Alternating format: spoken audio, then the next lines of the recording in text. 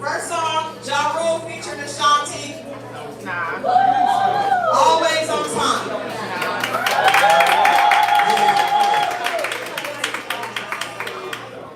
Ignore Vigilante. Second song, Method Man and Mary J. Blige. You're all I need. All right, and we came around to Kenneth, who did a good job of giving us Nelly and Kelly Rowland with Dilemma.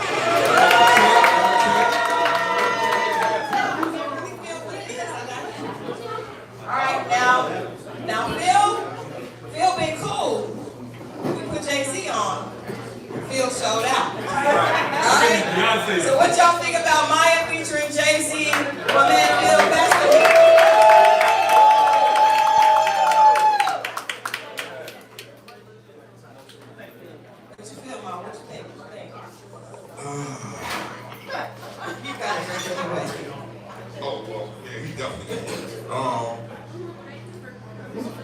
I like Rob. Listen to him, 'cause I like the Jay-Z song better. But Rob had the better performance. He did. Okay. All right, so we figured out. Yeah, let's do it. Let's break the tie. Let's break the tie. Rob with Ja Rule and Ashanti. Woo!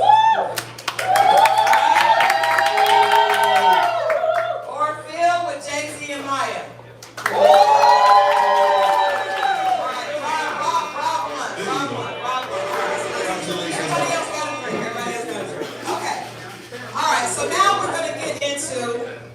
Let's go ahead and get into this panel. Let's get into this Barnes versus Venus panel. All right. I'm gonna start with Phil and Kenneth, right? Because they are our reality TV guys, and I think a lot of times what we see on reality television, we know that we're going to see the hype because the producers want us to see the issues, right? They don't want us to see the good stuff, they want us to see the issues. So the first question I have I'm going to start with you, Phil, and then I want Kenneth to answer the same question, is what do women need to know about when arguing with a man? How do a woman's words affect a man?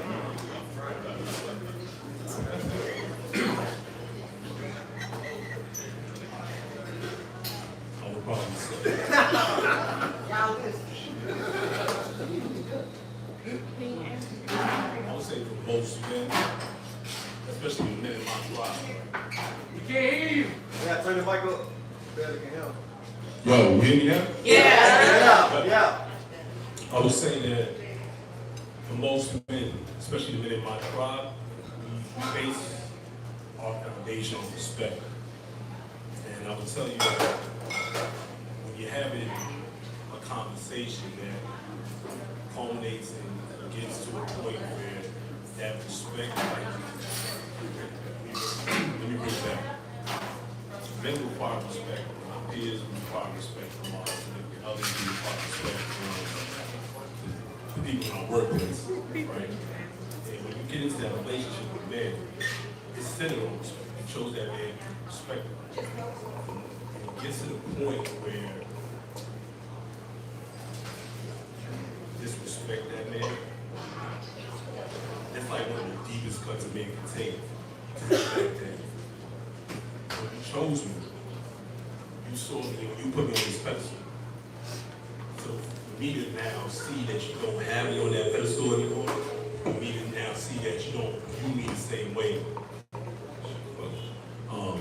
for me me now see that you don't see me the same way that you once saw me.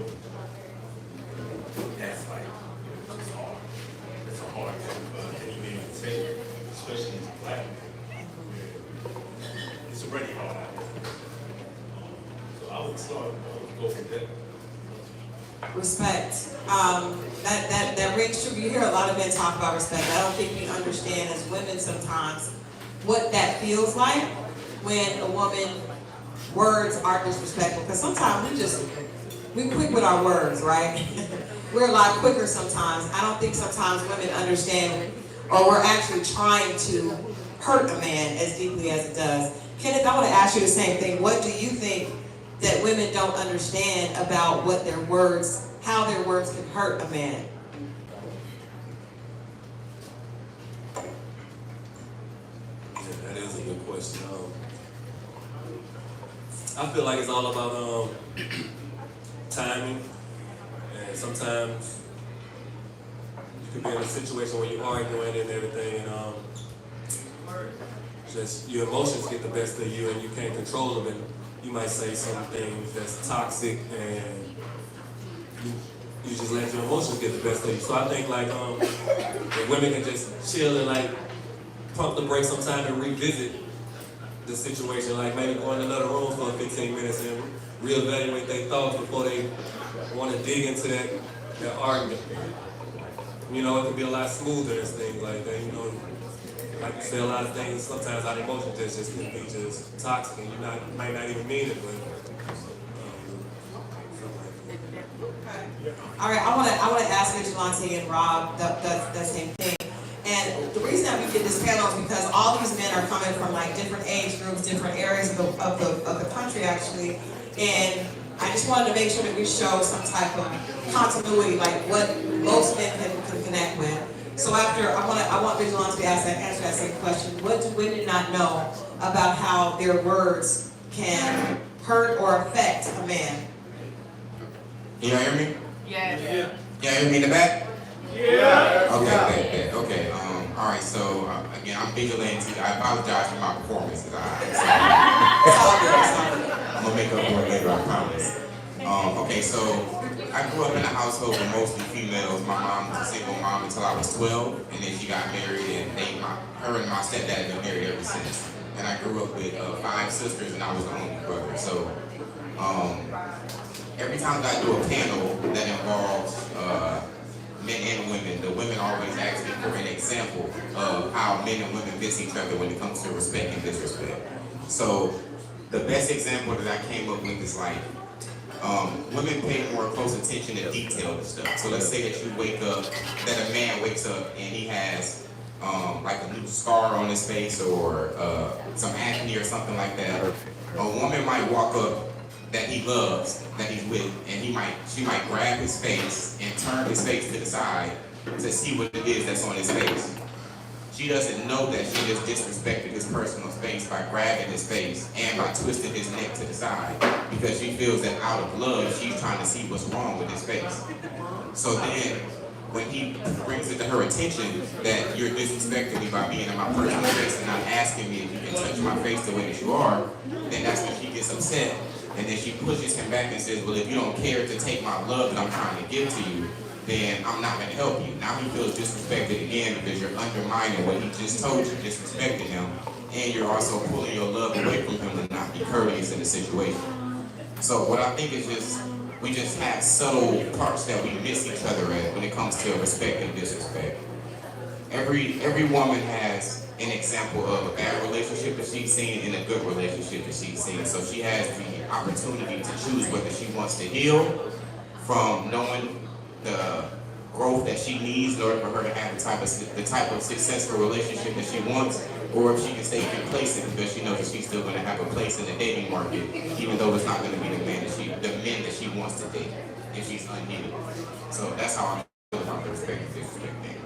That's interesting. I think about it on the touchy, because I think we probably done touched somebody's face before. I'm just trying to fix something. Rob, what about you? What do you think that women don't know, but you wish they did know about how their words affect a man? What's up, y'all? It's your favorite Silk Fox, Rob Malloy. Gotta get the intro right there. This is a great topic, and I've dealt with it in so many different ways, just having a conversation and in real life. And so I think all of us know that there is life and death in what? Power of the tongue. So it doesn't matter when that situation is, whether you're upset, emotional, you're happy, it still applies. And so you have to always think that, you know, what you're saying, what is the real intent? Is it to get your point across, or is it solution-based? Are you trying to get the last word because you got some stuff on him that he's not going to be able to reply to? Or is this to have a resolve in our relationship? So you have to think about, what is the actual purpose of the direction that you're going? Because it's going to hurt either way, right? If you're hurt, you're hurt. But when you want to really deal with things, you have to think about the two of you. You know, not just you, not just listening to respond and holding on to that last word. Y'all know what I'm talking about, ladies, right? You don't even hear anything else he say but that very last word, and that's what you want to address, but you missed everything that he expressed. Because historically, we're not great communicators, but guess what? If that space is safe, then you'll be amazed what that man will open up and do and say and express. Wow, that's still my ass. I like that.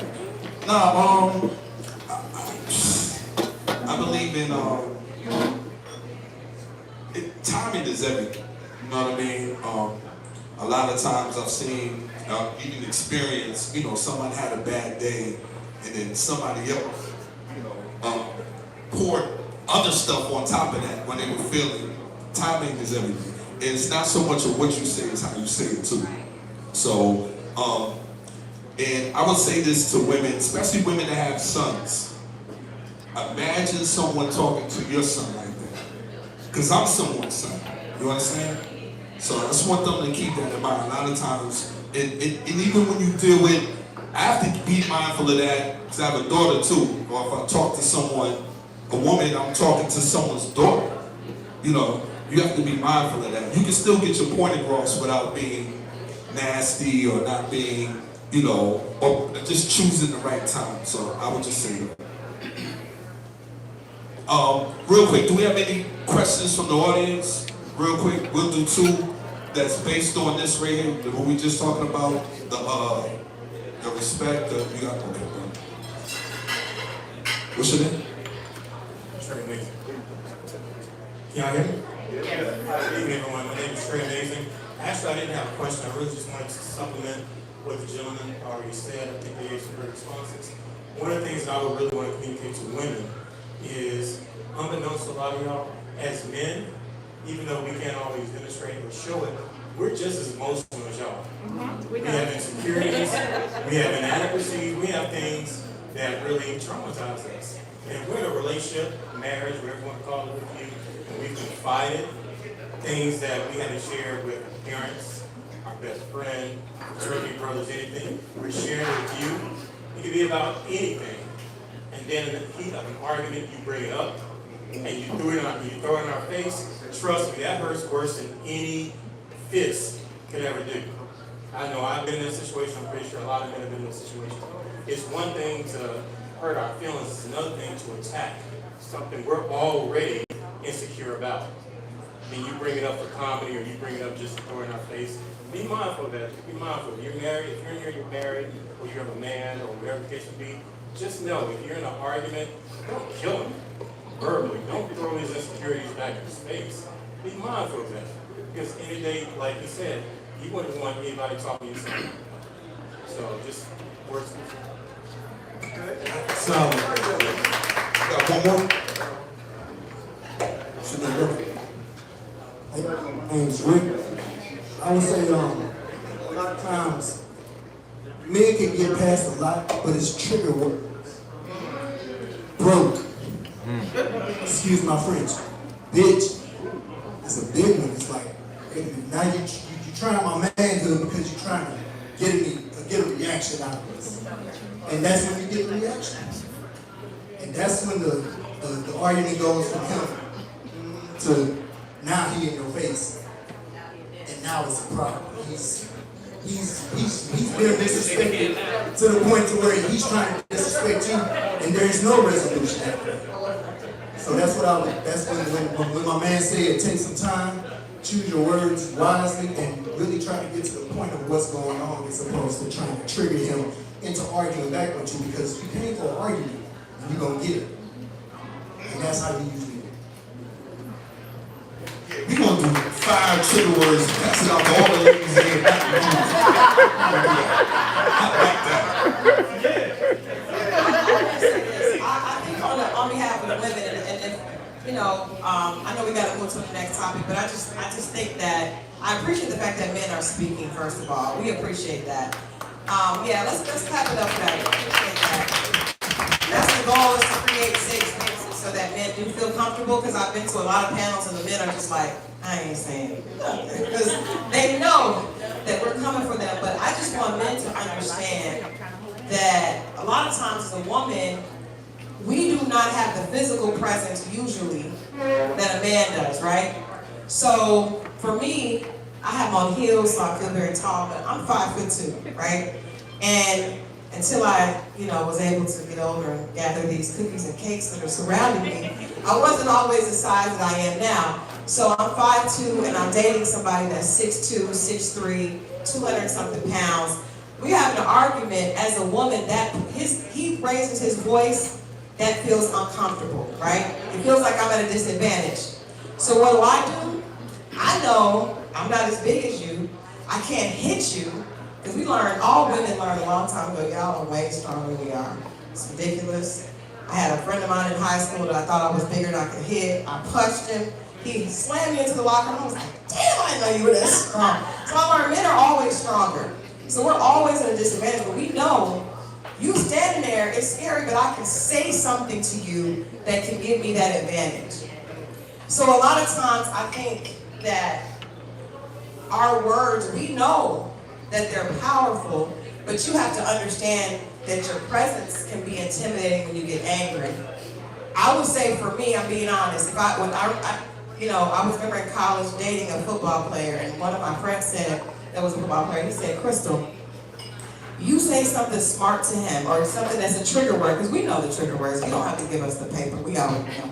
We're aware. He is taught to use his physicality to his advantage. He's a football player. So you are playing with fire. Please realize that this is how men are taught. Little boys get into an argument, they hit each other, and it's over, right? So we know. And a lot of times we're using our words just to give us an equal playing field. So I would suggest that women, we do need to taper our mouth, but I think that men need to understand that when you stand up and you have this presence over, that is, black women, we're not coming out fighting. Man, you'll just punk me, I'm gonna say something to hurt you. So it's two people fighting. So be aware of what your presence can do, how that can intimidate, and we need to be aware of how our words can hurt as well. Because a lot of times I don't think we're just trying to hurt. It is a way to get back, because I feel like I'm at a deficit because you're so much bigger than me. You're so much more powerful than I am.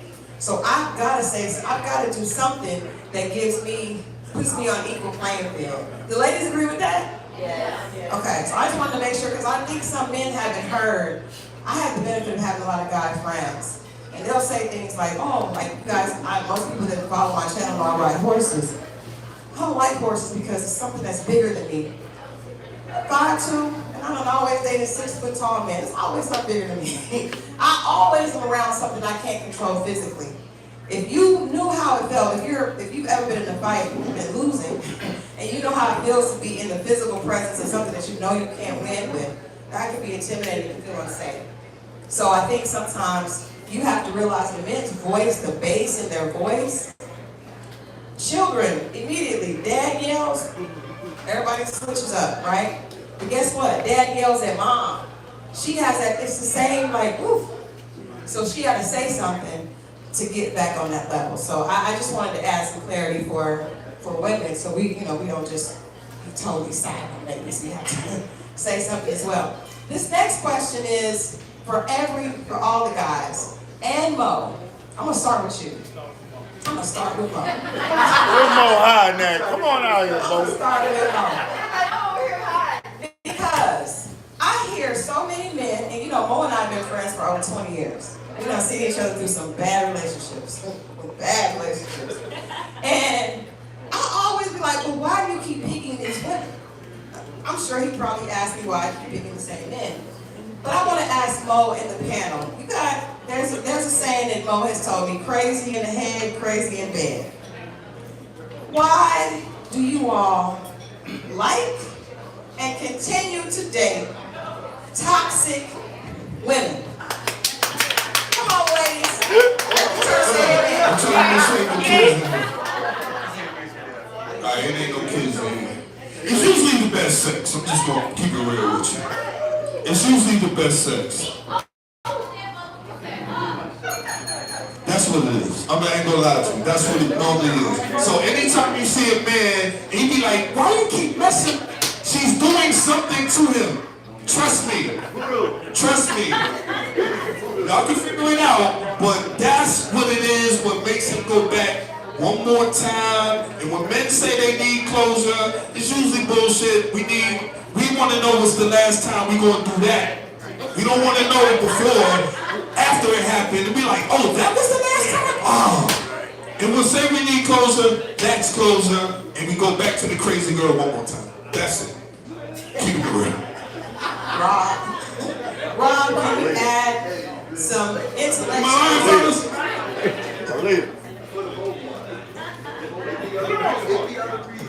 Oh, they need a place to stay or something, but no. I'm not saying it's right. I'm just saying it's real.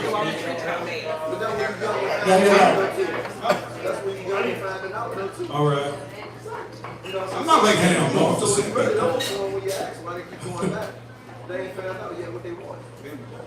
So I'm 48. I'll be 49 in October. Yeah, it's like that. Libra gang though. Okay. Make sure we get that out the way. So I would say for me, I don't have a lot of history being with in a toxic relationship or even having, you know, those situationships that are toxic. And I would say because I'm older. And to be honest, once I elevated and developed personally, I started choosing better, right? And not saying that I made, you know, all golden decisions, but I learned to coin this. Let me coin this, right? So I learned to hire slow and fire fast. That's my motto. I like that. I take my time, and then once some things are going sideways or it's just not right, go ahead and get them out of there. Get them on out of there early. Vigilante, why do you all continue to date toxic women? All right, can y'all hear me in the back? Yeah. All right, cool. Okay, so I'm gonna wrap up the other thing that you said too about the argument. My mom, she's about 4'9". My stepdad, he was about 6'6". So I seen that dynamic and that take place. So the first thing I'm gonna say is that you guys are on the same team. If you get into a discussion where you feel like there has to be a winner, somebody got to yell, somebody got to feel like they got to prove a point to have something over the other person. If you're dating somebody that's that tiny and you got to tower over them in a verbal exchange, you have to make it a physical appearance look. Y'all need to come back to that conversation. That's a toxic conversation, and there's something that's going on that's deeper than just this conversation in the relationship. So I understand what you're saying about how that makes that person feel, but once he asserts his dominance to present his height to you, then the conversation is really over at that point, if I'm being honest. And then the thing about the toxic women, I'm 29, I'll be 30 in December. I've had a fortunate upbringing. I was born in Flint, and I've been here ever since 2010. I guess I can say that my status and financial well, men have put me in a position to where I got to see a lot of toxic women early in the industry as I was coming up, and that's always been a huge turn off for me. The type of women that I've dated have always been like yogis and crystal lovers and holistic women, so I've always dated women that are very nurturing, so I hit my like toxic women phase. The same way that some people don't go through their I like bad boys phase, they kind of just find good men. It's just kind of the same thing I did was I went straight to the good women. I had a great mom, I had great sisters, I had great aunts, I had a great grandmother, so I got to see great women growing up. So I may not be the perfect person for this question, but then again I might be, because I didn't have that experience. That's fair. We want everybody's opinion. Chris, you can ask that question. Kenneth, I don't even need a mic. I don't need a mic. Kenneth. Hey, get Christal another mic, bro. Get her another mic. I guess I have to use it like this. Kenneth from New Orleans. Why are men so attracted to toxic women, in your opinion? Well, for me, I know I'm a wild boy. I consider myself an outlaw. I feel like if a woman even give me the interest enough to even show that she like me, she already doing herself a solid. So I'm like, we gotta be comparable in some kind of way. So with that saying, I mean, it's a thrill sometimes. It's fun. You know, I ain't gonna lie. For the longest time, I was in situations like that. I felt like I didn't love myself. I had to learn to start loving myself more because I was dealing with folks that was just so toxic and stuff that just made me feel less of a man at times and stuff. And I would continue to go through that stage because, well, I didn't love myself enough, I suppose. But once I got there, I learned how to stray away from those situations. So I'm at that point now, I hope at least. Yeah, we like that wild shit sometimes, you know what I'm saying? You know,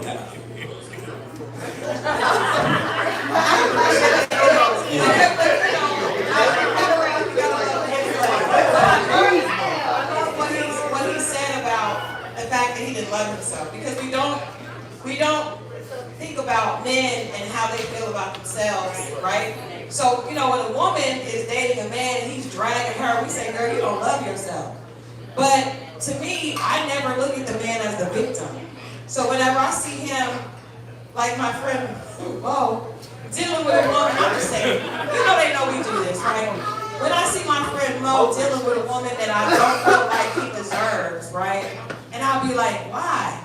I never thought that he might not see himself the way I see him as my friend, right?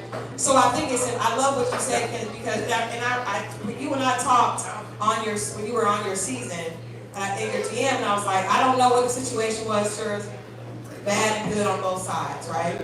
But what I did see that most people didn't appreciate was the way that the woman was speaking to you, and as a man. And it's like, if you gotta speak to someone like that, then you shouldn't be with them. But I do appreciate the fact that a man can say, well, I was there because I didn't love myself enough. And if I love myself enough, I'm not gonna deal with a woman like that. So I appreciate it. Y'all give him a hand for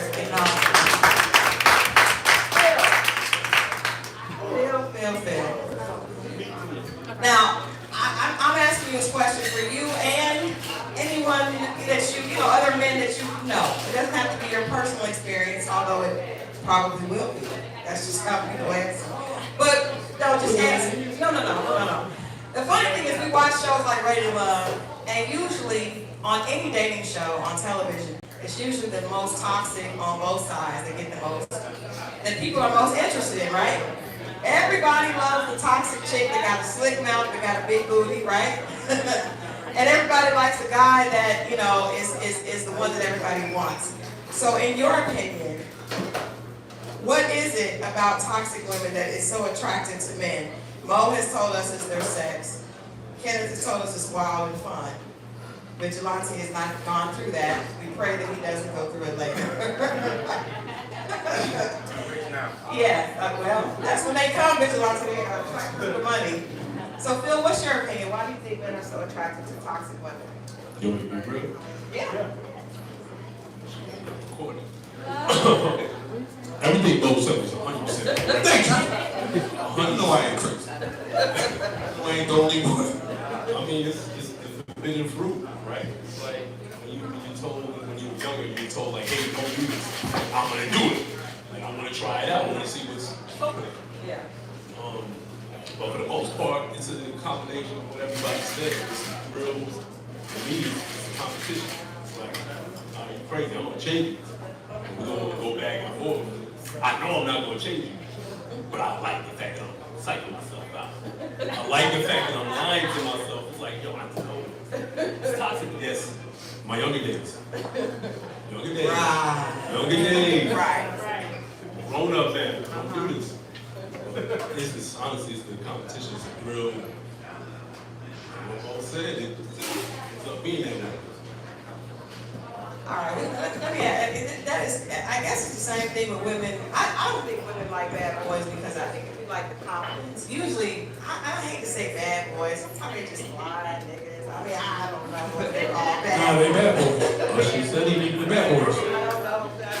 But I think that for women, it's like we're attracted to confidence, right? And a lot of times, the man that is the most confident is the man that does not wish you any well at all. But he is confident with what he has to say, right? So I think it's like and I think I know girls that are considered bad girls. They're usually very confident as well because they know what Mo said. They know that the reaction they get from men, so they're usually confident. So I think confidence is a big part of attraction, period. What you say, Mo? I got the mic because I want to ask you a Come on, question. Sean. Come on, Sean. Okay. Out of the group here, when you meet somebody, do you know they toxic? I'm asking you, Christal. I'm talking to you. Me and you. When I meet you, do I know you toxic? You probably do, honestly. No, I know you, but I'm just saying, No, like. I'm saying let's denial. Let's do it, Sean. Sean is here in Atlanta, right? Sean is one of them dudes that's kind of fly, right? So you know when you're out, especially because you've been out in the streets for a minute, you know what characteristics are a girl that's toxic, a girl that's interested in you because of what shoes you got on, what car you're driving. You know that's different than a girl that's really into the conversation with you. You can't tell me that you can't tell that. Ask the guys that don't make you toxic though, because I drive this and I look like this and I dress this. Because the average dudes, look at them. I ain't no gay nigga, pause. They look fly. You can't tell me you can look at them guys up and be like, boy, the boy got that brown shoes on, he toxic. You can't do that. You gotta engage in a relationship and get to know the person, and then everybody don't show their face at the beginning. So you don't find out till they toxic till later. So, and a woman too, that go both ways. Because everybody show their good side at the beginning. And on the other side, it's like, oh shit, I ain't know you. But now you caught up or invested in and see it later. That's all I'm saying. No, let me ask you, hold on, Sean, before we go. Do you think, because I think you're right to an extent, the packaging can look the same, specifically in cities like this. But you can't tell me that you can't tell the conversation of a woman. Because I can tell the conversation of a man pretty quick at this point in my life. And I know, I would just say, sometimes I just knew, my granny used to say, that man ain't worth a nigga's worth of shit. And I started to know that's the nigga's worth, right? But sometimes I just like the way he looked or I like the way he did what he did and I chose it anyway. But I couldn't say I didn't know. So I'm asking you, have you sometimes knew when you saw what it looked like, saw what he put together, hear what you're talking about, you know this ain't necessarily a woman that's going to make a good wife. Not a good wife, maybe a good fuck, or maybe we can see what happened. But I'm not going to say she's toxic because I hear how she talk, oh, bags, trips, this and that. Well, that's my choice. That don't make her toxic because that's what she like. That's up to me. Now, to me, toxic is arguing, fighting. Everybody got different means of toxic. So I can't put it on. But my toxic is arguing, fighting. But you're not going to get that at the beginning. You're going to get The representative, and then after that, you like, God damn, this is what I signed up for? To me, that's with every person. No, I got you. We got a couple of questions.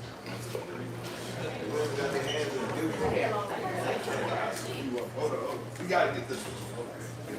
Take your time. First of all, let me say, y'all be in denial, number one, right? Who's y'all? Men be in denial. Some of y'all really want toxic women. And if you want that, then say that, right? There's no problem with that. Now, I'm a woman who has been through therapy, and arguing is normal, right? But there's a healthy way to argue, and there's a non-healthy way to argue. You have to know the difference. The problem that I feel with men is you guys don't do your due diligence to really seek out a woman that you want to be your wife, right? You have to ask hypotheticals. In this scenario, how would you handle this? In that scenario, how would you handle that? So in the first question that you guys had, when you guys were talking about arguing and she's talking down to you, if you did some of those hypotheticals and asked more questions versus racing to take a chick out on a date and fucking her, you would know some of these things. And then when it came time to when you got into a healthy argument, she wouldn't talk down to you, she wouldn't be toxic, she wouldn't talk to you like you are less than. So I feel like today in Atlanta, you guys just gotta do a little bit more diving. I know a lot of people have heard about Risa Tisa, okay? A lot is going, look at it on TikTok, just put it Risa Tisa. But anyway, you know, there's things that you can do to really seek out your partner.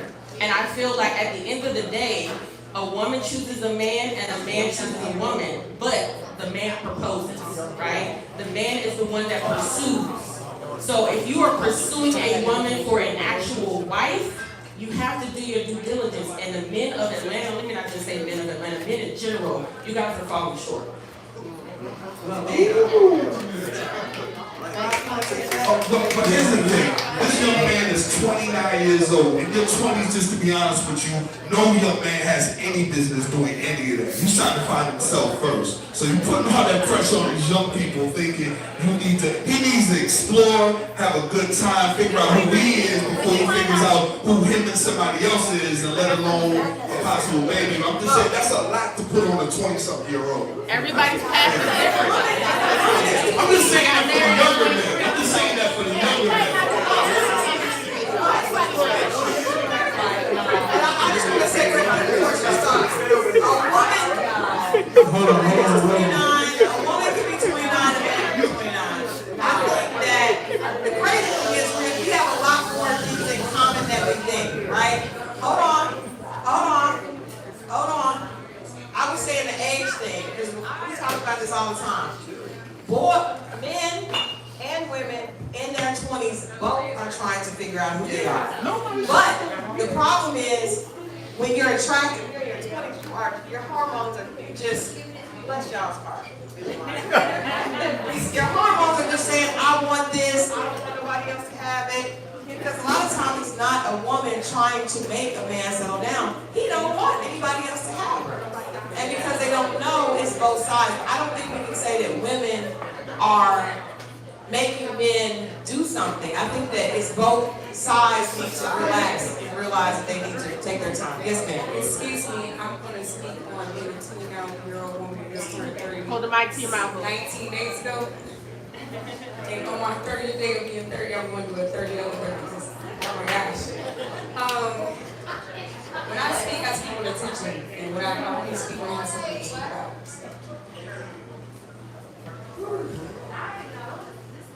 First off, I want to say this as being a woman that once was offensive because someone put me into my masculine energy.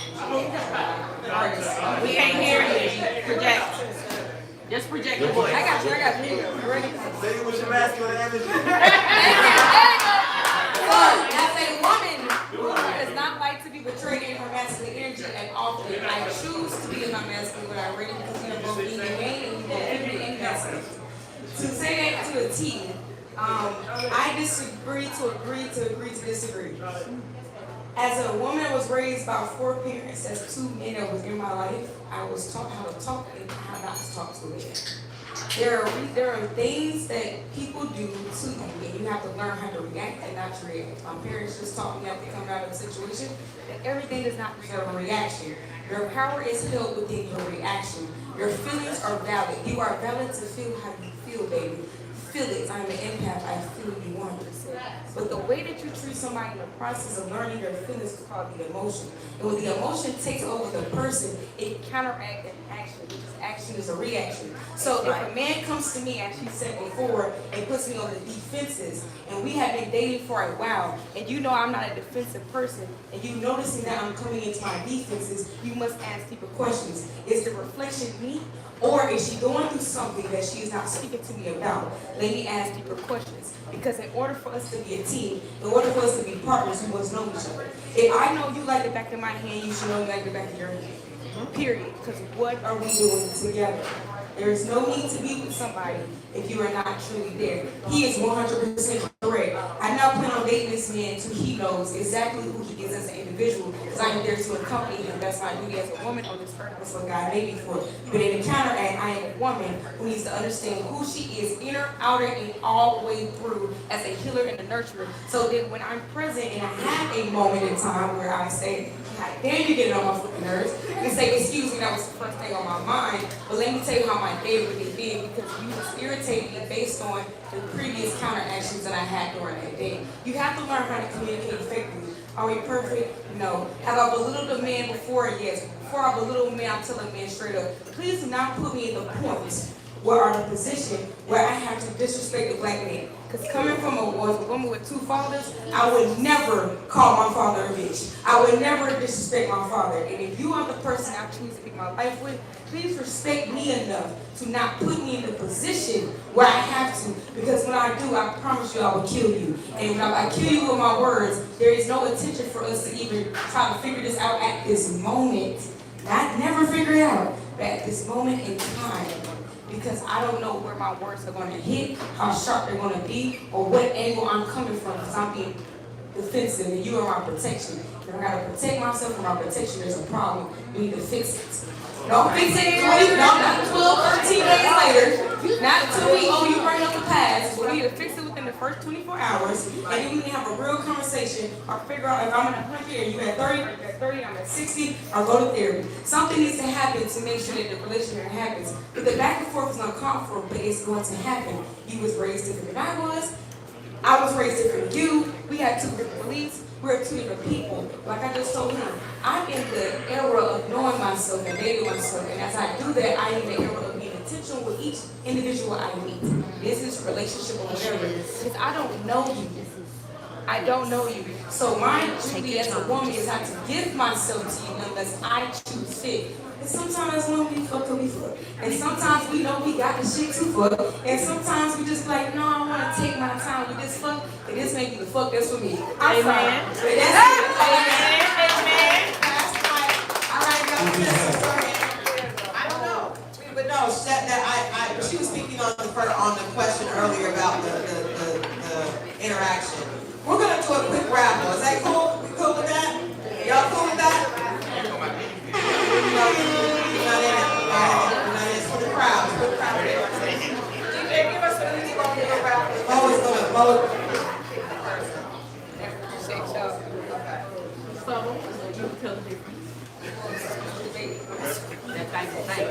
Sharnita. All right, well, we have a winner. Sharnita's the winner. Sharnita. Yes. By the left. We're going to move on past.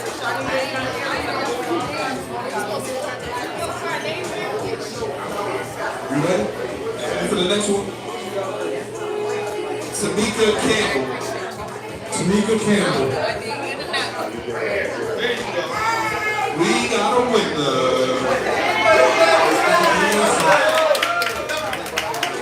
All right.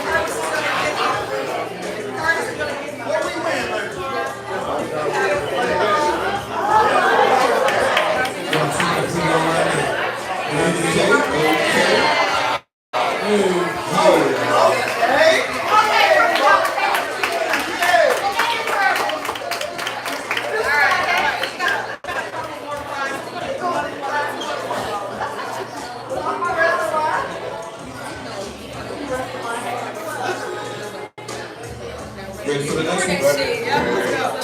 Karma. There's a karma in the middle?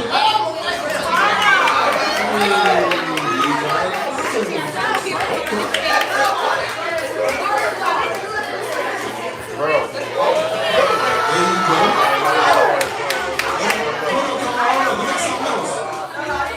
Oh, the picture. Karma, we want to get a picture of her with your prize. Karma, can we get a picture of you with the prize?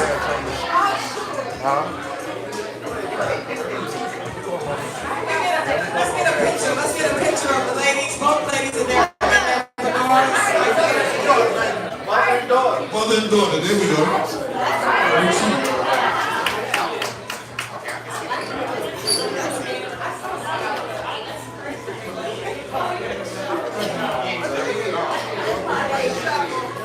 Congratulations.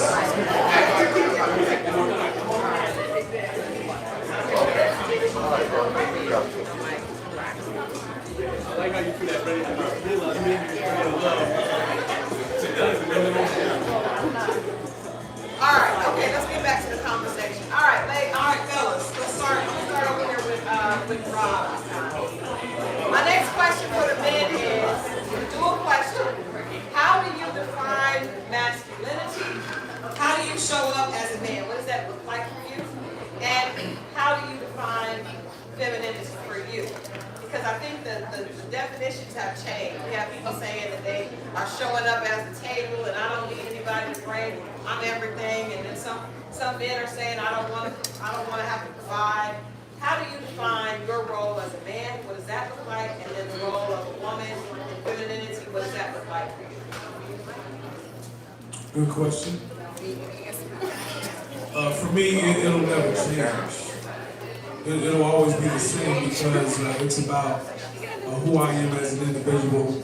So masculinity for me means leadership, means purpose, it means respect of self, and everything that it takes for me to be the best version of myself, because if I'm not the best Rob, I can't be the best husband, I can't be the best father, I can't be the best son, nephew, etc. So it'll always be personal development.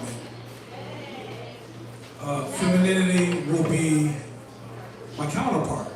So it'll be a woman that understands that her man has purpose. So what comes with that is going to be patience and understanding. And I'll even go ahead and say it's okay to have expectation. She should expect me to be the provider, emotionally, spiritually, financially. She should expect me to be a protector. Like it'll always be the same, right? It'll always be the same regardless of who I'm with and who's with me. And so it'll always be my counterpart. I believe that ultimately, as a couple, the ultimate goal is to become one. So once we become one, then we understand that we play a very significant part in each other's life to make it work. I like that. So I am excited about this question because, again, we have men in different ages and different places. And I've learned that men in different parts of the world even think different. Like that, country boys versus East Coast versus Midwest. I have had a full class in how that can be different. But Vigilante, you call yourself king, hypergamy king, right? They call, I stand corrected. And we talked a lot about how women today, there's a lot of conversation about how what men should offer financially upfront, right? So I want to ask you, what do you think, what is your definition of masculinity? What is your definition of femininity? What do those roles look like for you as a 29-year-old? Okay, well first I'm gonna say that I like Rob's explanation. I like that. The first thing I'm gonna say about that also is that I really wish that we can get to a place where we stop this bring to the table thing, and we realize that neither person is the table. Neither person is the prize. The prize is what we come together and we create. That's the children that we have. Yeah, let's back that up. I like that.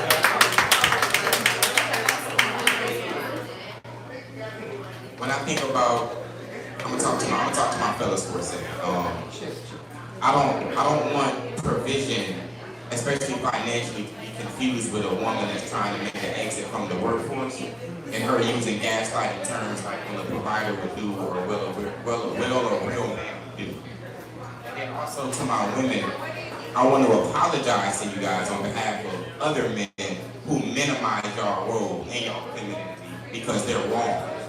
And I don't want y'all to be gaslit by them, because you got to remember that it's 99% of poverty and 1% of wealth. So that means that most men are not happy with where they are in life. So the best thing that they ever gonna do in their whole life is be an Instagram comment. You got to remember that. The feminine role is just as important as the masculine role. We cannot create life. You create life. We help you create life. But without you, there is no continuation of the human race. So to me, that's my definition of the masculine energy meeting the feminine energy. It's both of us realizing whatever relationship infrastructure that you want to come with, not everybody is going to be rich. I'm just fortunate. Not everybody is going to have the same needs as everybody else. Whatever works for y'all situation, 50-50, 60-40, 70-30, whatever. But spiritually, you guys have to be aligned. I've seen situations where people that have less have a way better family infrastructure than people that are rich. So what I want is I just want for the battle of the sexes and the division that we have to just be gone. We need you need us, and let's always remember that. I'm telling you what we learn as women and men really, but that maturity is not necessarily correlated with age, right? Like his answer and his outlook is a lot more mature than some men twice his age. And then there's some men that are, older, and because of what they've been through in life, everyone matures differently. But I wanted to say that, like, you can't assume because of a person's age how much wisdom they would have, or how much of what their ability would be to be a good husband or a good provider. You really have to judge people on a case-by-case basis. Kenneth, what about you? What is your definition? We see that now there's a lot. It just feels like I am glad I'm not a man, because women are really giving y'all the blues. They want a lot. Are y'all? I don't know what to tell you. I ain't tripping on all that. I'm gonna keep it simple. These two guys, they gave wonderful explanations already. I'm gonna just give a quick analogy. Masculinity and femininity. What is it? Femininity? Feminism. It looked to me like the old sitcom Good Times. You know what I mean? Like James Evans and Florida Evans. And James, was the masculine, and Florida stayed in her feminine way. You ain't never see that woman work a day on none of them episodes that she Until he died. Yes, she cleaned, she cooked, she took care of the kids, the man, she tried to make things seem easy for him. He got off work and tried to still have the kids. Y'all don't be all that fighting and stuff. Your daddy about to come on, he gonna get on that ass type shit. And I'm old school like that. I'm just 37, but I got an old soul. And so I believe in providing and all like that, and being a head honcho and everything like that, letting my woman bask in her feminism and pick flowers and make lemonade for me and shit. So if I can get it like that, I'm about that. So any potential candidates out there, y'all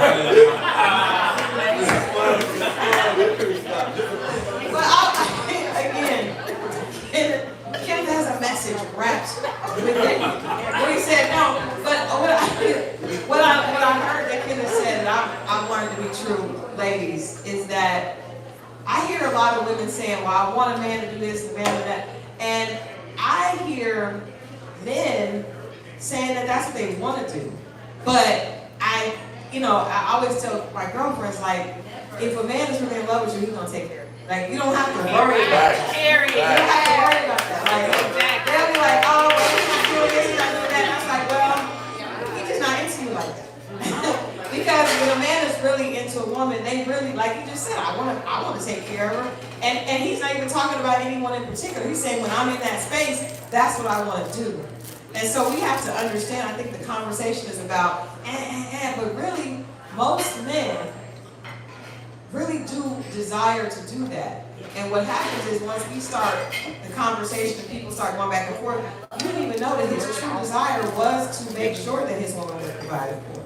So I think, again, Kenneth has dropped some wisdom upon us. Okay,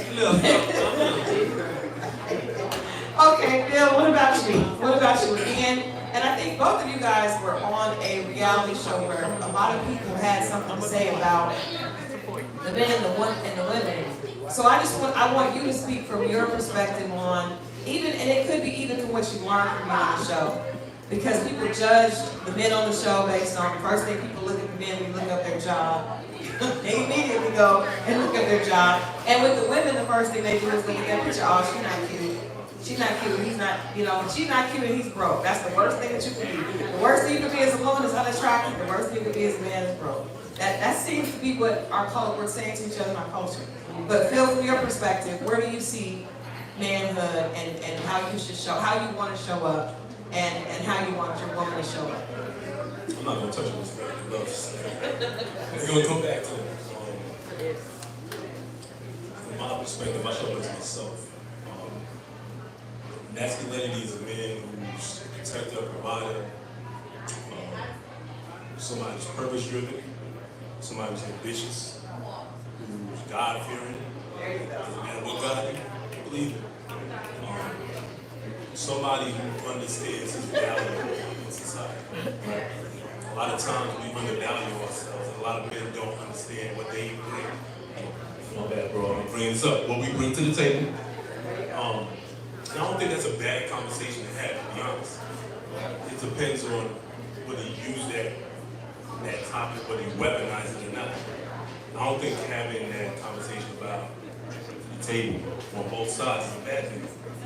I would ask my girl 100% what you bring to the table. Because it could be something I'm missing. It could be something that you can point out to me that I didn't realize that she was doing without my knowledge, right? From the femininity standpoint, the way y'all jump, I'm gonna say this. You finish the sentence? A woman who knows her place in society is not behind me, in front of me, is always beside me, right? A woman that can understand that her value is more than just a creator. A woman who understands her value is more than just.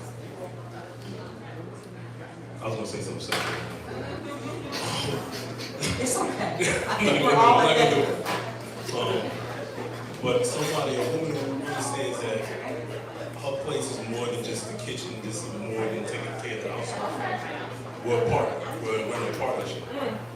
We should be able to split a lot of, it's not 50-50. Make sure. Split some responsibilities within the household that isn't the mortgage and the rent. I'm going to put it out there for y'all to come. But understanding that we are equals in that regard. Your role is not just to take care of me, take care of the kids, and share responsibility. So, wrap it up with that. Scorpio, Mom, what you got on that? I have nothing. I got something. No, I mean, I think you know when a man shows up. I think people be playing in there, hoping it's something, pretending it's not a man when they know, when they see it and it's not a man and they know it's not. Like, I think we know what it is. Men know when they're in the presence of other men. Because you're a man amongst men, and we feel it. So I know women feel it. It's whether they want to admit it or not. He might be super attractive, and or might not have a job, or might not. You make excuses for it. I think we all know when we're in the presence of a man, we're in the presence of a woman. I think people, sensible people. No, because like what Sean said earlier, you don't know that and especially this comes in time. Like, this is not something you just see and physically. This guy is 6'4", weighs this, and you say that's a man. That's what he was saying. He was like, don't just go for what you physically see. In time, you'll see. Take your time and find out. But at the same time, I noticed that if a woman says, well, I'm soft around when a real man comes around. But imagine a man saying, you know what, I'm only masculine if you're a woman. If you're masculine, you're masculine. You can't pick and choose when you're going to be, and that's the problem. So that's what I mean by if you're a man, you're a man. And pay attention to that. And there might be some people, but my biggest issue is that I see women saying, well, that's not a man. Half these women ain't never seen a man. You don't know who your father is, your uncle's gay, all the uncles in jail. And I'm like, what are you basing that on? TV? What are you basing that on? TV? You haven't been in the presence of a man, but you want to tell another young man that he's not a man. How do you know that? Now, most of these men have been raised by women, and you like them, so she did something good. They can pick out women better than you can pick out men. Now, we might not want that woman at that time, but they have a better understanding of what a woman is. And I just hate when women be like, you might know, you might not, but when have you been around a man?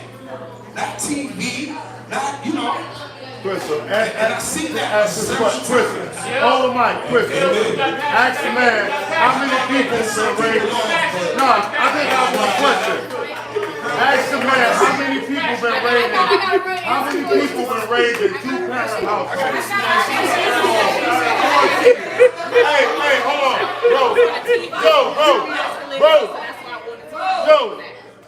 Bro, Scorpio, let her ask this question. I just want to see this. So let's ask, how many men in the audience, we can say everybody, panel audience, raise your hand. How many men were raised by a man? No, two-parent household. In a two-parent household. How many men? How many men? Just the men. Just the men. 1, 2, 3, 4, and look how many men in here. That's all I want to ask. So I do want to, let me, because I know there's questions. I'm coming to you, Mama. I want to ask you guys, because that is rare, right? In our culture, that's rare. I did not see what Mo and I've had that conversation. I grew up with my father in the house, and at all. So I would watch TV, and I thought this is what a man in the house is supposed to be. I didn't really have a real understanding of that. I want to ask the men, did you learn, and do you feel like a lot of men did not get that upbringing and that teaching of what a man is supposed to be because they did not have it in the home? We'll start with you, Phil. Did you feel like what you were able to see gave you an advantage when you came into your own manhood? 100%. I learned a lot from my pops, just on how to treat women. I saw how he interacted with my mother. As much as my dad would love to say it, my mother was the king of the household. She ran everything. She knew where everything needed to be. She knew where everybody needed to be. She was literally the leader of the household. Now, we all love to say it's a million. Yes, my father put us through that. But understanding that a lot that I've made who I am today is because of my father. Right? I understood one of the greatest things my dad taught me was relationships is 49% love, 51% business. You are invested in your partner. You are literally daily invested in your partner and hoping for a return. Right? He's going to work every day, he's paying bills. He's hoping that in turn she's going to pay him with loyalty, taking care of the household, raising the kids the right way, being his other half and complimenting the things that he can as a man provide to his child. So, yeah, 100%. Kenneth, what about you? I grew up in a single parent household. My mother raised 3 boys, and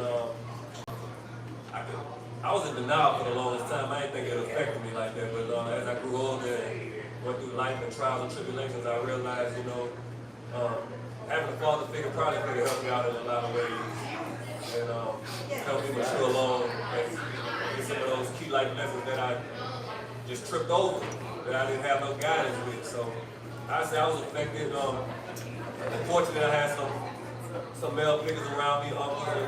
I had a stepdad, he had other kids outside that he had prior to him from my mother being married, but so I felt like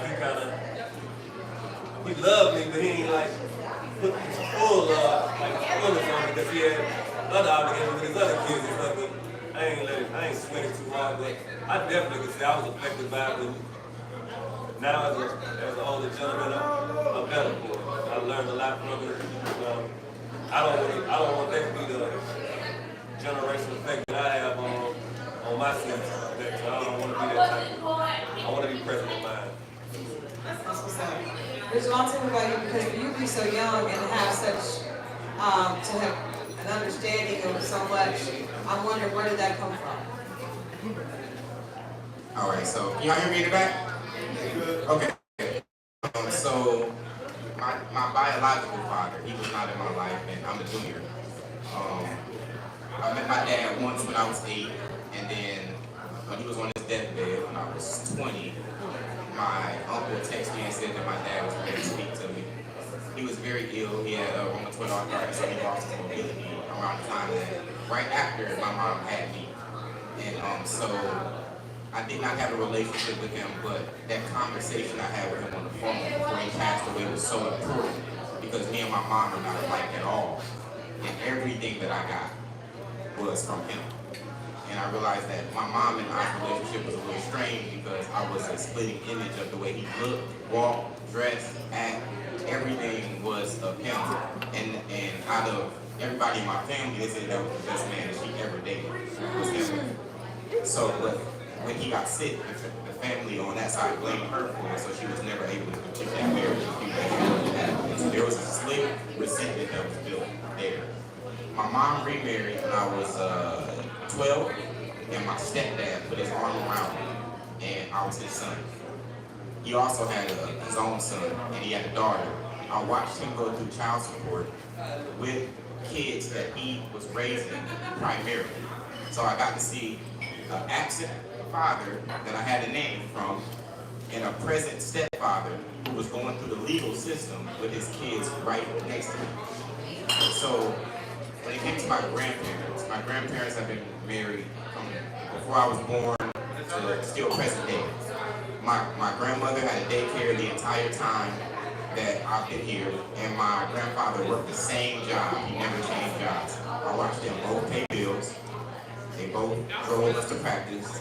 They always communicated effectively. They never argued in front of family, and all the family gatherings were at their house. So I watched a woman operate as a partner and never one time step into her masculine. And I watched a grown man operate in peace. Always. I've never seen my grandfather not in peace. Ever. So I guess a lot of my mentality comes from watching the examples around me and understanding what I wanted. And it's gonna sound a little odd, but shout out to DJ Khaled because he really reset the standard of what it's like to love your son. And that's the type of love that I want to kind of with my son. No kids. Is the kitchen still open? Dance show sound like it. 2 events in one night. One in the kitchen and one out here. Man. Got their attention. Let me get a cheeseburger. Just real quick. I think that it's really important to understand that it's not just 2-parent home, but it's the dynamic of the home, right? It's also the influences outside of it. Because you can have 2 parents in there and both of them ain't doing shit. Right? So it's not a shoo-in of having 2 parents at the house. I've been blessed enough to have both of my parents. My parents are 82 and 80. And you know, they're still here, they're still married, 50 years. And I'm the youngest of 4. And I have an older brother and 2 sisters, and all of them have been married. All of them are married, number 1. And then my oldest sister just got married a couple of years ago. And hey, bro, hey, I want to know what he talking about. Yeah. Damn the topic. What's cracking over here? No, but. I think that what's really important for me was to really see how my parents do things. Like, how do they resolve conflict? how do they go from not talking for a few hours and then talking, and when things happen in the house, when things don't, how do they deal with that? And I would say that was probably my biggest challenge because of the age gap. My brother and 2 sisters are stepladder kids, and then 8 years later, here I come. So I almost grew up, by myself. And by the time I came around, they were just tired. They're like, whatever. You skip school? Don't skip school tomorrow. All right, just don't let us have to pick you up at the police station. Honestly, I mean, that's really what it was. But what I learned from my dad was I learned discipline. I learned to truly be a provider. Like, that's what you need to make sure you do whatever it takes to make sure your family has what it needs. Like, no days off. No, I just don't want to be a husband no more. Because that's different. It's different now, right? I don't want to be a provider no more. You make enough money. You handle it. And so I think that, and with my mom, she was a homemaker all the way up until I was in high school. Then she started a new career. She started a new career, like when I was 17 years old. So, I love them. They're very different. They didn't get married until after I was born. They didn't get married until after 4 kids. Right? Like, we struggling here with somebody pregnant, I don't want to be with you no more. Right? So they made it work. So resiliency, true patience is what I learned from them. And, I've been married before. And one of the things I always take away is when you make that commitment with someone, you truly do it till death do you part. That's what I was taught. But I wasn't dying with her. So, I wasn't doing that. I ain't dying with you. You got a question over here. Okay, it's not a question. It's really, I think what we're lacking, most of the women in our age group, we're lacking those men's men. The man's man. I'm 49. And so here you have these single women who raise these guys, and these guys tend to have feminine energy. And so the masculine woman can't respect a man with feminine energy, right? So it's the men's men energy. Everybody that I've talked to on my podcast, people that I've interviewed, most of the men who are men's men had core values. And those core values came from another man, whether it was their father or whether it was an uncle, but it came from another man. I know some of y'all single women are good mothers, but you cannot raise a man. So while y'all being bitter and not letting your baby daddy see your child, you're ruining them. Because now, when they go out and date, they looking for their mother.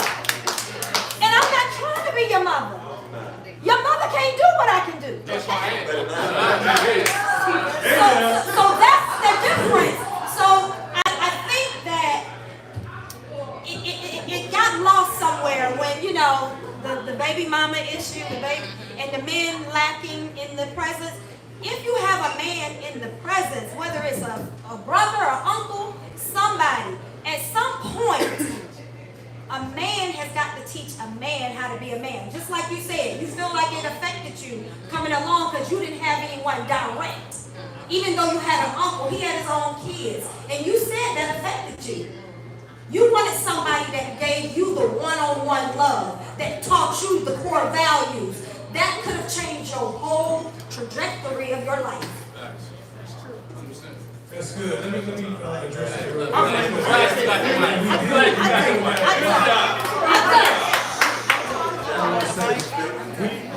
We deal with that a lot, but I think a bigger issue is what I mentioned is the family dynamic. Because just because 2 people got together doesn't mean that they wanted to be a family. So you have to find different ways to make it functional. So I think the bigger issue is the community or the tribe mentality. Because sometimes if the father wasn't there or something happened to the father, then you had Mr. Johnson down the street, you had Mr. Thomas down the street, and that's how I grew up. Like the accountability I wouldn't be able to get away with something because I know that my neighbors was watching me. Nosy ass Mrs. Johnson, she's gonna tell my mom that she saw me climbing in the window or out the window. And so I think that it's that tribe mentality. Because if you compare it to now, we don't even want to deal with our next door neighbors. Right? They're nosy. We don't want to deal with them unless something happens. Somebody breaking the car or something happens in the neighborhood. Now you're like, well, you're nosy, I should have known because you're always looking through my bathroom, right? So I think if we can get back to that community, that tribe dynamic, that'll help because everybody's, like even some people's family, fathers or mothers have passed away. So there has to be additional way for us to look out for each other. So if we can get back to that, I think that'd be better. I think that's true. I know we got a couple of things to say, and I want Bud to, he has an interesting perspective as well to add to this. I do want to say that this conversation is like something that needs to morph into something else because we got to have a conversation about parenting because since you were on it, I didn't understand the impact. First of all, when a person says they grew up in a single parent family, that's not their fault, right? We all know that. It's not your fault. Our parents are our parents. But when it does become an issue is when the mother or the father uses their anger against the other person and keeps the kids away. It always ends up affecting the children later, right? And so I think we have to teach, I think men need to be consistent and not leave. So if the woman is tripping, his sisters and friends around him, I know all my guy friends that have children, I'm like, look, we'll take her to court. You have a right to see your children, right? Because a lot of times men can't fight back. They're just like, oh, she's going to court, she's talking, I don't know, I'll just leave.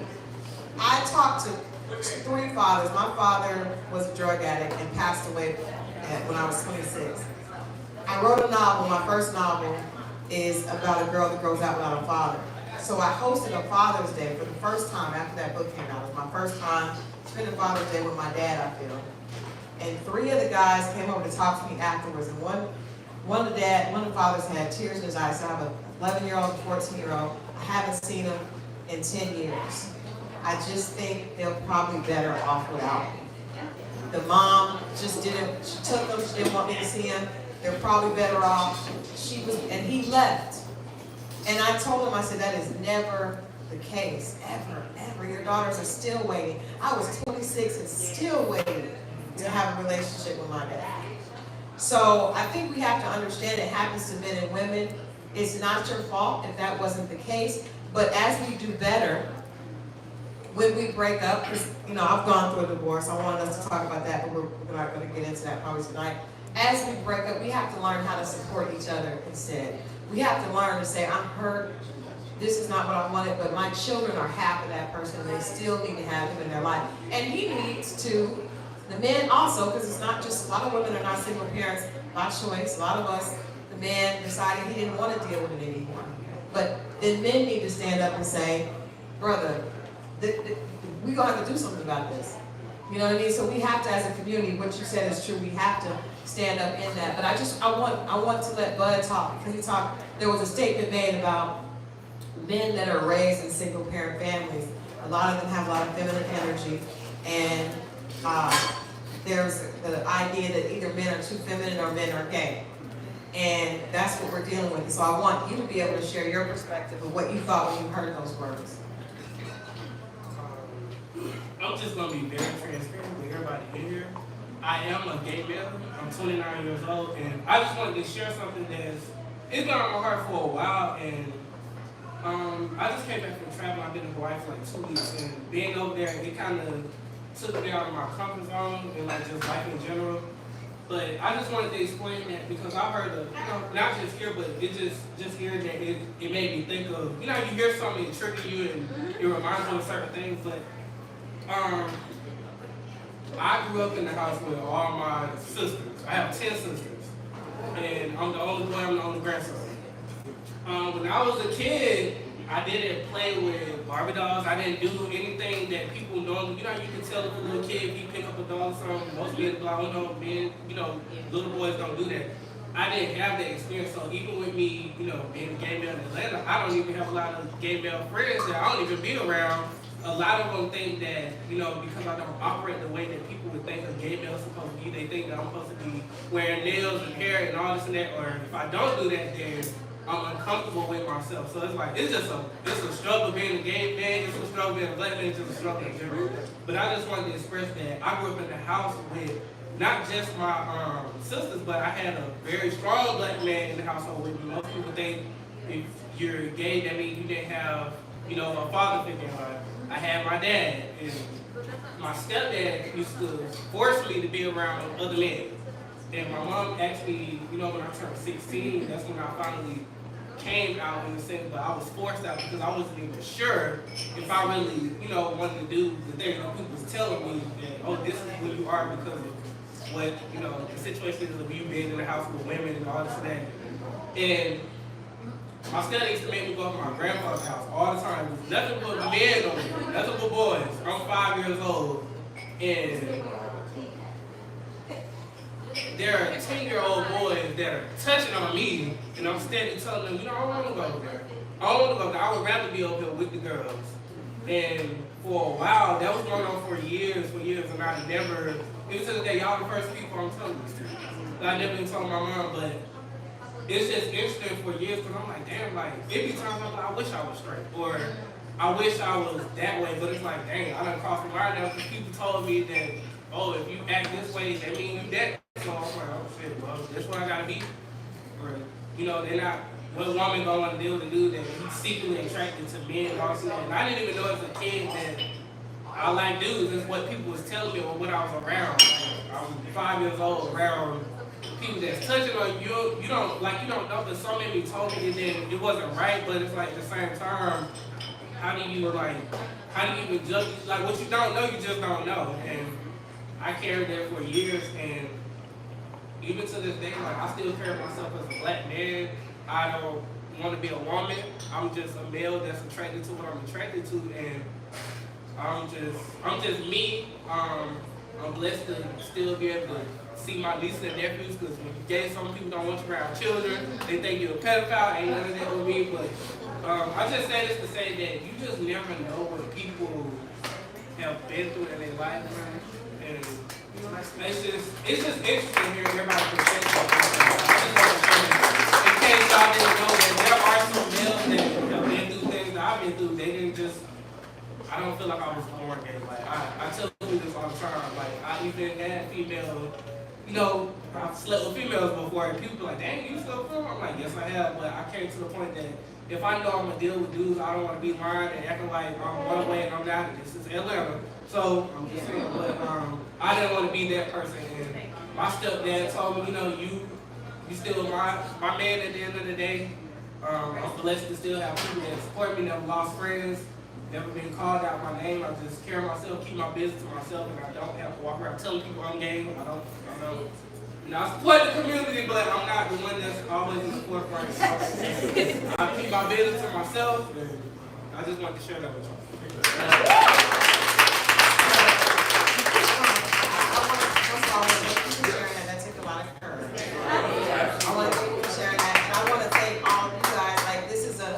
A safe space, and the fact that you felt comfortable sharing that with us, we appreciate that. Okay? And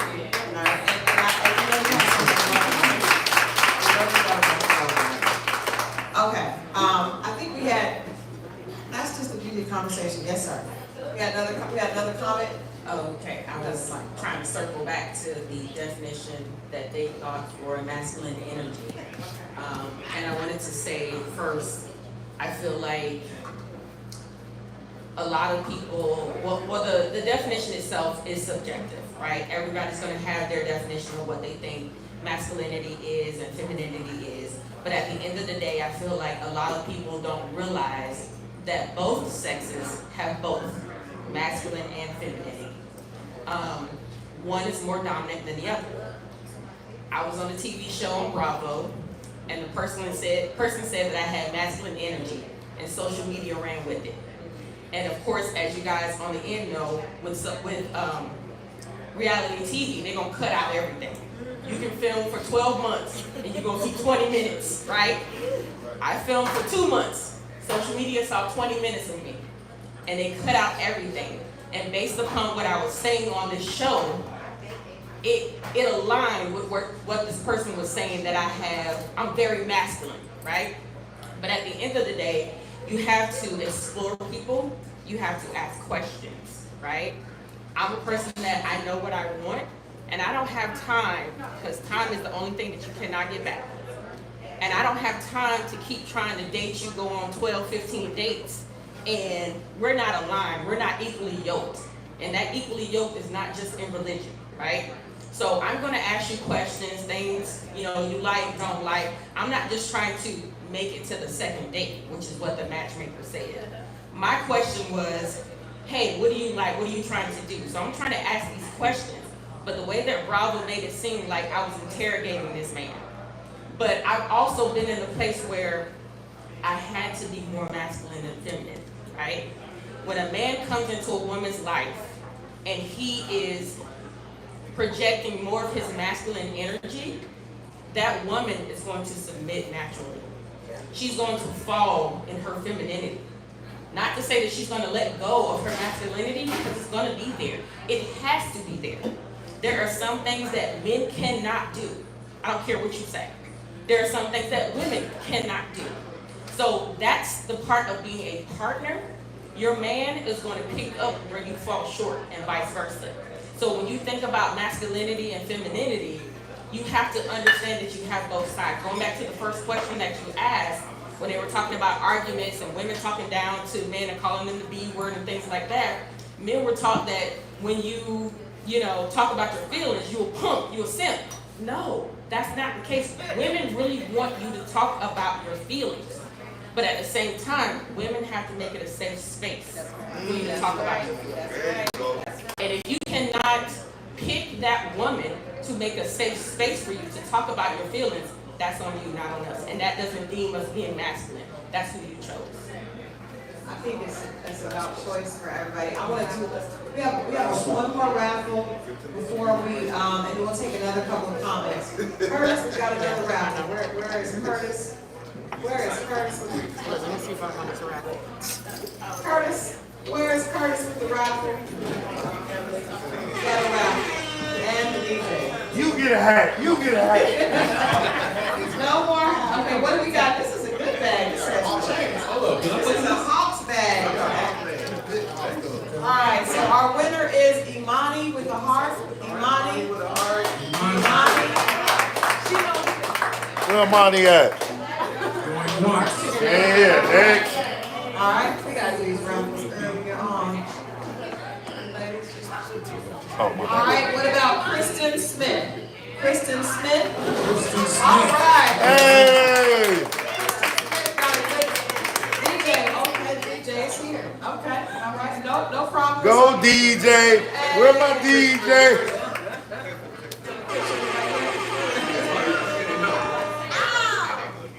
We need to get Imani. Did it get given away? We got one more raffle. One more raffle for another. Wait, Imani's right here though. Imani's right here. She's Imani, yeah. Bartender!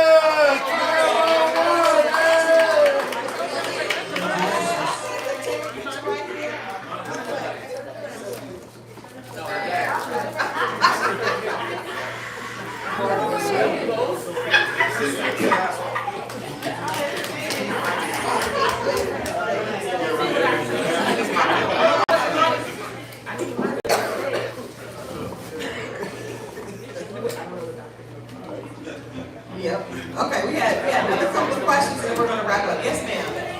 I just wanted to say thank you, first of all, because I come to these panels, especially when there are gentlemen president and on the panel, because there are oftentimes that we, as you can tell, it's always women, a lot of women in the room, and because many of us are seeking the answers from men that we may not be able to get from our current partners or past partners, and we genuinely want to know. Just very briefly, my experience growing up, I was raised by my father, and that was a poor example of a man. Abusive alcoholic, I believe it there. When I left his care, I went into my mother's care. She was a poor example of a woman. She was an independent woman, strong black woman, but she didn't have a good set of tools either. So it took me into my 20s to realize what a real man was. And that was in my first marriage. I got a chance to see how his father handled his family. And so that was the last example that I've had in my life personally, and I've been married, unfortunately, 3 times. Because each time I was looking for what I'd seen in that first marriage. Okay? And I have not experienced that since. When I come to panels like this, I'm looking for answers. Of course, I'm a much better person now. Woo, talk your shit, sis. Talk your shit, sis. Process, and I believe 100%, and I know that our community will say that getting counseling and going to therapy makes you weak, especially if you're a man. That's not true. It will make you better. It'll make you identify with who you are, what your triggers are, what your trauma, the popular word, is. And you continue to that. It's not a one-time visit. But with all that being said, I'm appreciative of these male panels and honesty and transparency that comes from them, because they're women like me who are getting better daily and seeking a suitable partner in her life. So thank you.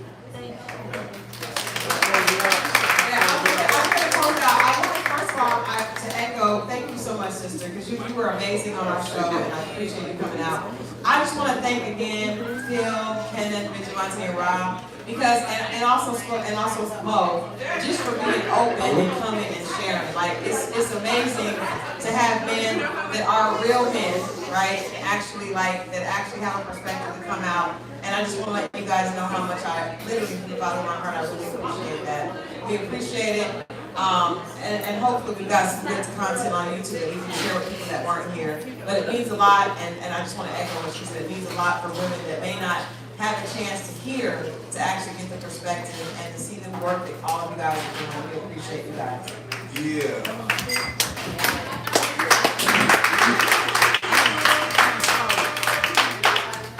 All right, so with that being said, we're going to go ahead and wrap up, because we were supposed to be, we have gone a little bit over, we're supposed to be out. But I want to thank all of you for coming and being a part of this. Mo and I appreciate it so much.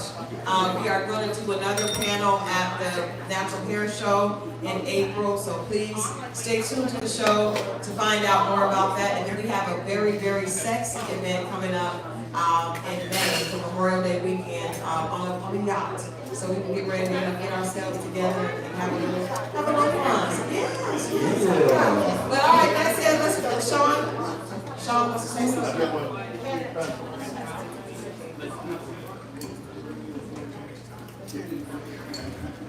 Christal, I love you. Thank you for doing your event over there. This is my brother's spot, Mike Upscale. They own this spot in Trap Cafe. It's a beautiful spot. I hope everybody had a good time tonight as far as food, the venue. We're going to do other things here. I'm thankful for you, sis. Mr. Heineken, you drinking on me all night. I'm thankful for you too, and I learned a lot. And I love you. DJ, sis, can you turn up now? We ready to drink and turn up. I'm going to let you drunk. DJ, sis,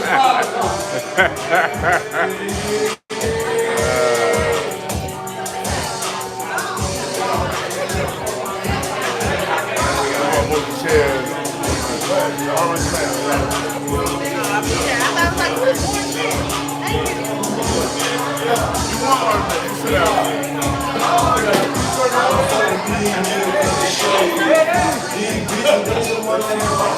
down.